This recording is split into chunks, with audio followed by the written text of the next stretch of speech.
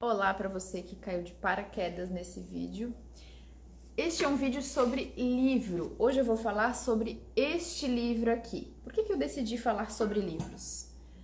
Livros sempre estiveram na minha vida, né? Eu sempre fui muito de ler, sempre fui incentivada pelos meus pais. Tive um primo que me incentivou muito a ler. E se tu me acompanha, provavelmente tu também é uma pessoa que gosta de ler, porque, né? Isso tem uma coisa que eu faço bastante aqui nesse perfil, é escrever, falar de livros, falar sobre a vida, enfim. E quem gosta de ler, às vezes sente uma espécie de solidão, né? Porque tu não tem com quem compartilhar sobre as tuas leituras.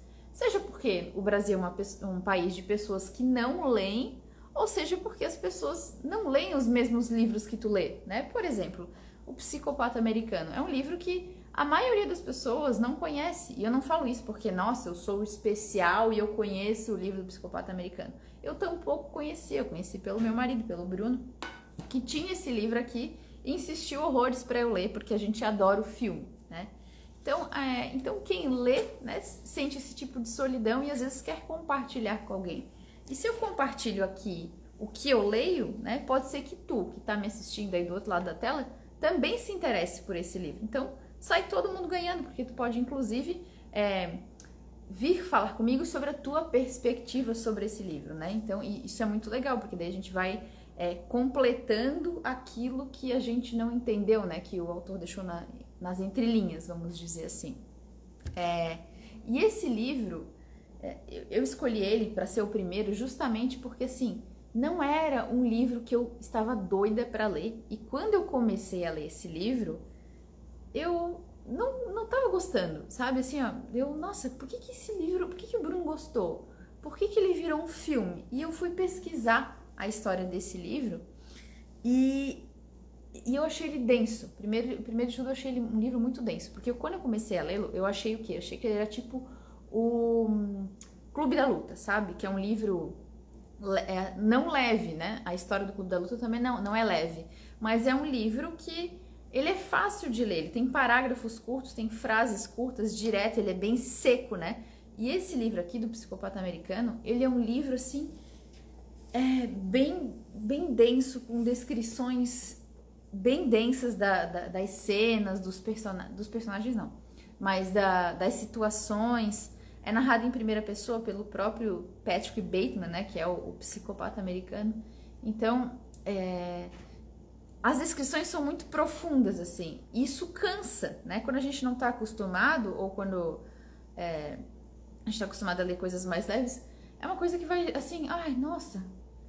É tipo ler clássico, sabe? Quando a gente lê um clássico, assim, ele fica ali 2 horas discutindo a textura da cortina. É mais ou menos isso. Só que esse é o importante da leitura, às vezes, né? A gente se forçar um pouco a sair só daquela coisa leve e ir aprofundando. E aí o que aconteceu? E aí o que acontece?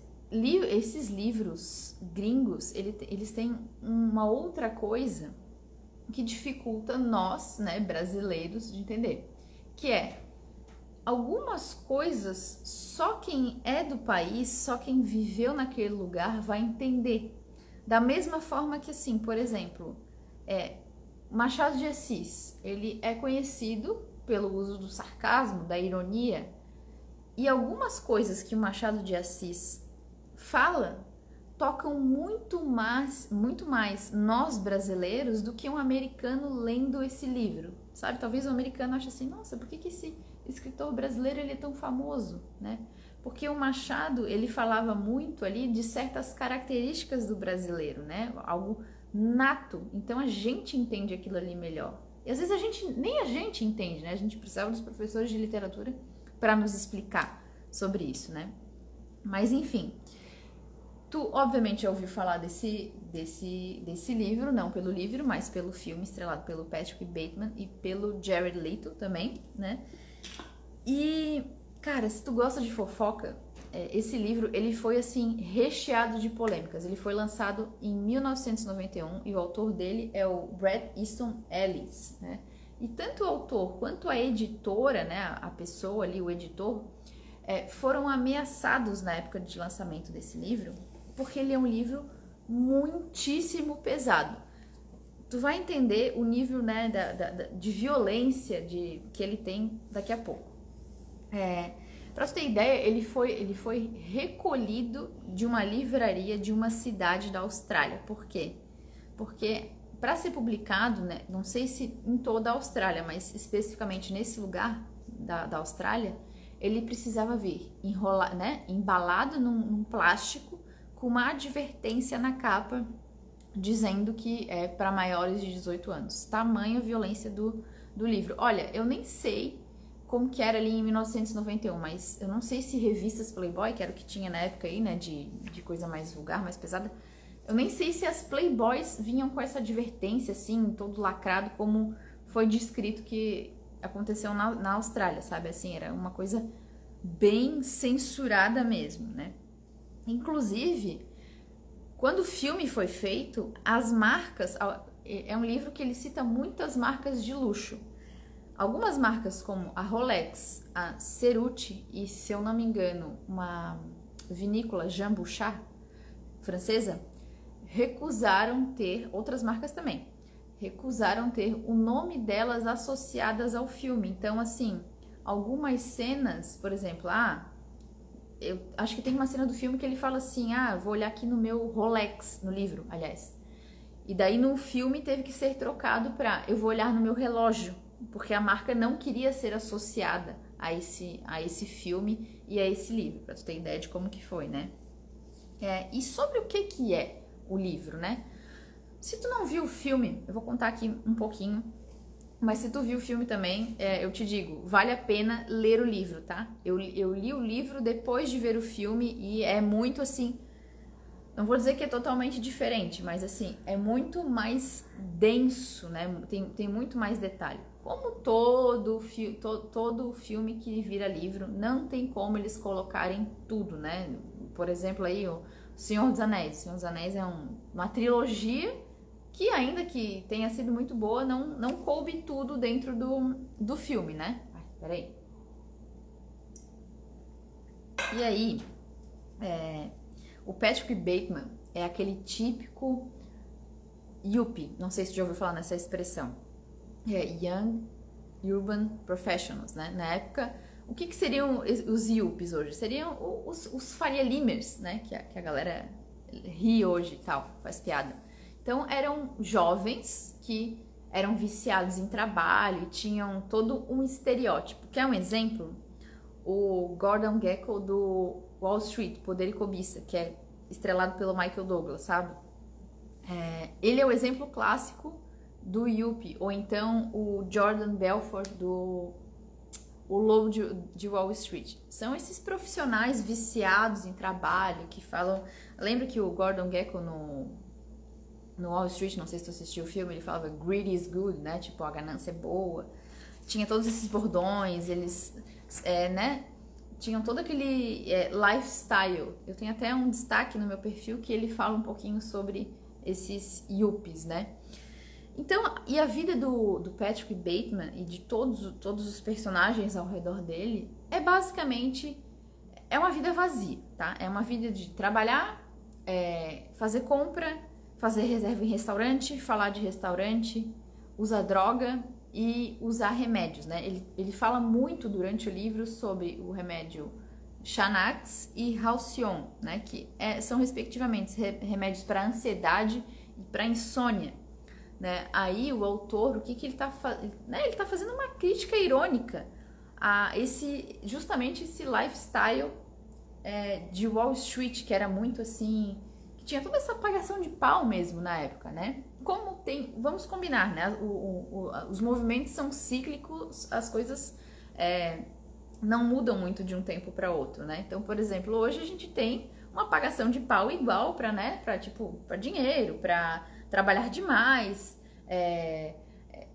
há um glamour ao redor disso, né? Da pessoa dizer, ai, nossa, eu trabalhei muito hoje, ai, sabe?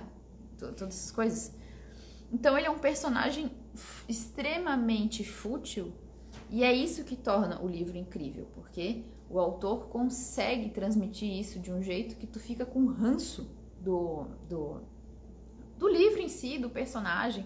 tu vai cansando daquilo, só que ao mesmo tempo né, chega um momento do livro ali que se tu forçar a barra um pouquinho, porque, sabe, é um livro chatinho, tu quer saber o que vai acontecer, né? Cara, onde é que essa história vai parar? Onde é que esse personagem vai parar com esse lifestyle, né? E outra característica do livro é que, assim, o Patrick Bateman, né? Ele é o narrador, o personagem narrador do livro, né? Ele não descreve os personagens pelo nome, mas pela roupa. Então, assim, chega um amigo, né? Ele fala da marca da gravata, ele fala a marca da calça, ele fala do paletó, ele fala da marca, ele fala do tecido, ele fala se tá combinando ou não, sabe? Uma coisa bem superficial mesmo. E outra característica outra coisa que daí é... Cara, eu acho que esse livro, se ele fosse publicado hoje, eu acho que seria bem pior, né? Tô tomando vinho aqui. Ele seria bem pior porque ele pega muito pesado. É um livro assim, ó, é um livro que ele é machista, ele é um livro racista, é um livro que o personagem não gosta de pobre, sabe? Ele objetifica as mulheres, por exemplo, as mulheres assim, ó, eu vou botar a palavra aqui, eu acho a palavra bem brega da tradução, tá? Mas ele chama as mulheres de peitudas e boazudas. Ah, fulana é peituda, fulana é boazuda. E daí ele descreve até as roupas das mulheres, ele descreve, fulana tá usando um salto da marca tal, vestido, saia de tweed, sabe? É uma coisa assim que de fato tu vai pegando assim um nojo de tudo aquilo, né? Então ele maltrata mulheres, ele maltrata crianças, ele maltrata animais, pessoas pobres, mendigos. Tem a cena do mendigo que, cara, eu nem acho que é a mais pesada, assim, mas se eu não me engano é a primeira cena de violência do livro, tá? É muito pesado mesmo, assim.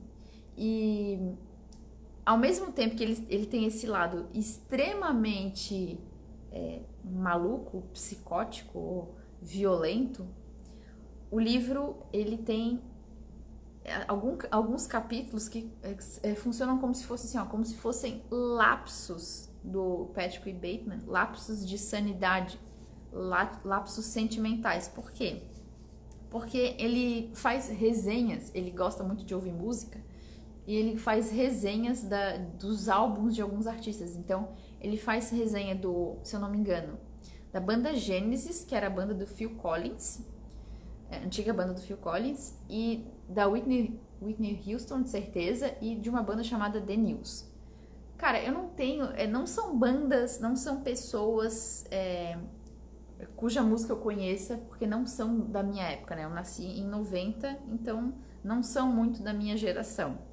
Eu até escutei um pouco quando eu tava lendo o livro pra, né, assim, gosto de entrar no contexto do livro mesmo, né?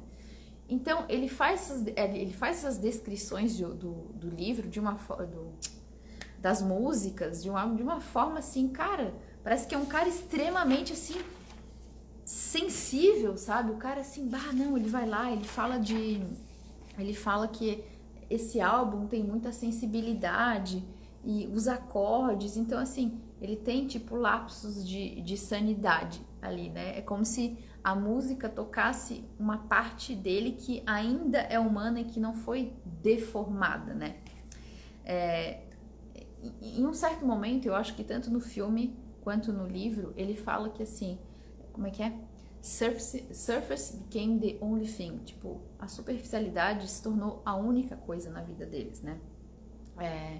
Porque não é só ele que é assim. Todas as pessoas ao redor dele são assim. Eles são tão fúteis, são tão autocentrados que, por exemplo, eles trocam o nome um dos outros, né? No filme, quem faz o Jared Leto faz o Paul Allen, né? Que até era com quem o Patrick Bateman tinha uma birra, né? Tinha uma inveja ali. E no livro, o Paul Allen, que se chama Paul Owen, na verdade, ele troca várias vezes o nome do Patrick Bateman, e assim, chega uma hora que o Patrick Bateman, ele nem liga, né? Ele finge que ele é essa pessoa que o Paul Owen acha com quem tá falando, entendeu? Deu pra entender? Porque eles são tão autocentrados, eles reparam só no estereótipo um dos outros. Então eles não saem de si mesmos, né? Tudo que interessa a eles é, fulana usa marca tal, né? É gostosa, quero ficar com ela. O fulano trabalha na agência tal, naquelas agências financeiras, né? É isso a vida deles. Quando eles saem para conversar, o assunto deles é só superficialidade. Tem uma parte do livro que, para tu ter uma ideia, eles começam a discutir qual que é a melhor água, né? Eu até, na época que eu tava lendo, eu ganhei do Bruno essa água aqui, que é uma das águas que eles falam, aqui é só garrafa agora, tá? Que é uma das águas que eles discutem que é a melhor, que é uma água francesa, Evian. E cara, sabe, se ainda fosse vinho, né, discutir o vinho, qual que é o melhor vinho, a gente entenderia, mas água é uma coisa muito superficial, né? Eu tenho certeza que o autor fez isso de propósito, né, pra gente, assim, os caras estão discutindo água. Mas assim, em alguns momentos, o Patrick, como eu falei ali, ele quer ser amado, né? Ele deixa isso muito claro num capítulo específico do livro ali, que parece que assim, ele tá pedindo socorro, né? Para que alguém veja ele, para alguém enxergue um lado humano nele, né? E o ajude a sair daquela situação ali. Porque quando ele comete esses atos que são muito violentos mesmo, não sei se eu falei ali, acho que talvez eu tenha falado, que em um certo momento eu que sou uma pessoa fria, eu chego a passar mal, quase a passar mal, ficar enjoado, tive que fechar o livro antes de almoçar, porque é muito pesado. O Patrick, depois que ele comete esses atos, né, essas atrocidades, ele fica extremamente, ele sente um vazio enorme. Mas é claro, né, porque assim, não vamos a casos tão extremos. É aquilo que eu costumo falar no meu perfil de vez em quando, que é a questão dos prazeres, né? Uma pessoa que está sempre tentando suprir um vazio com prazer ou com qualquer outra coisa, né? Ali, tipo, o prazer sádico do Patrick é isso, né? É violentar, maltratar pessoas. Não vou entrar em detalhes aqui porque, né, não sei qual que é a política do Instagram em relação a falar sobre essas coisas, é muito pesado mesmo, nem caberia, nem ficaria elegante falar disso aqui, né? Mas ele sente esse vazio, é extremamente violento, né? E ele quer ser amado, né?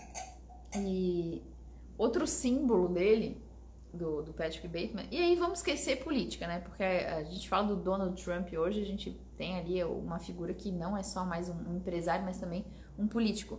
Mas na época, ali em 1990, o Donald Trump, ele era conhecido por ser um mega empresário, né? Tinha todo esse apelo na imagem dele, as pessoas o idolatravam por isso, né?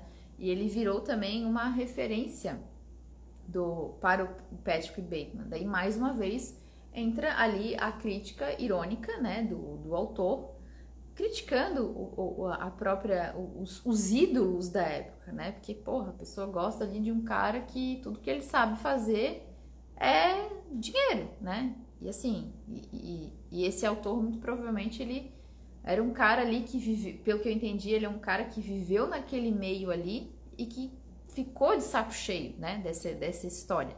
Quem nunca, né, vamos dizer assim. E outra coisa, que aí assim, aí agora entra aquela parte assim, que eu gostaria realmente de encontrar alguém que leu esse livro, porque eu nunca encontrei e até procurei resenhas no YouTube sobre isso, mas não achei sobre esse detalhe específico.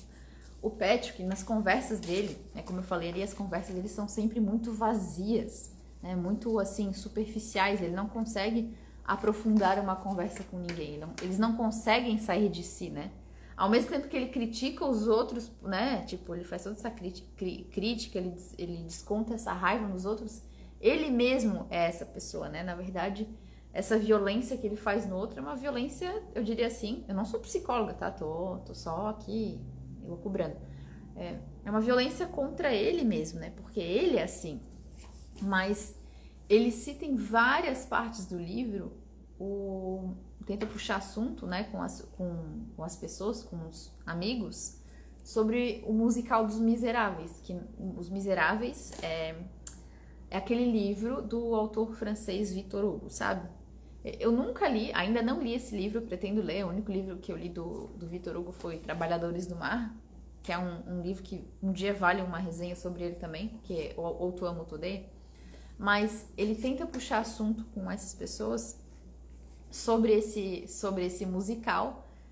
E aí, qual que é a minha teoria? Que ele tenta fazer isso para ver se ele consegue, né, falar de alguma coisa cultural, alguma coisa que não seja só qual que é o próximo restaurante que a gente vai, né? Olha lá a roupa do fulano.